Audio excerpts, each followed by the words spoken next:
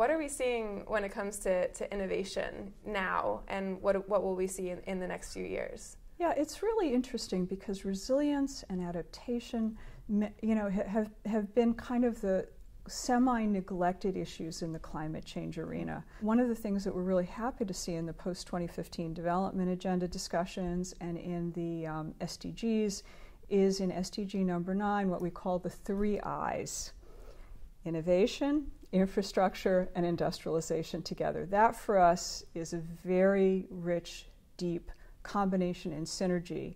So we hope that through focus on that particular SDG, bringing together through industrialization the business community, and then the focus on innovation through infrastructure, whether it's smart grids, whether it's all of the wonderful sort of big data and internet-based kind of information that we now have access to, and that in fact society has access to that we didn't 10 years ago, that these are tremendous resources that we can draw upon and use looking ahead, again, both for sort of long-term planning and evolution, but also in preparation for sudden events.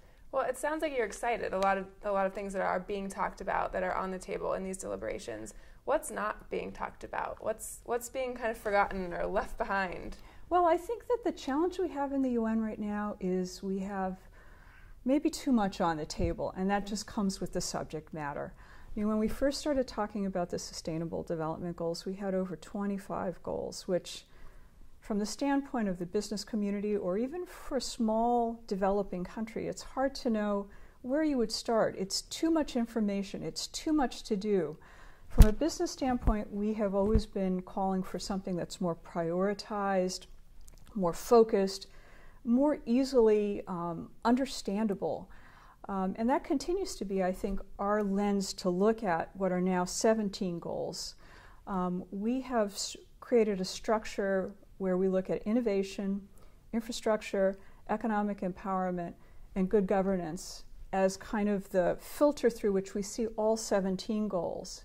And for us, I think that would be something that would be useful for the process going forward for developing countries, for any constituency really, because even now behind those 17 goals there are 169 targets.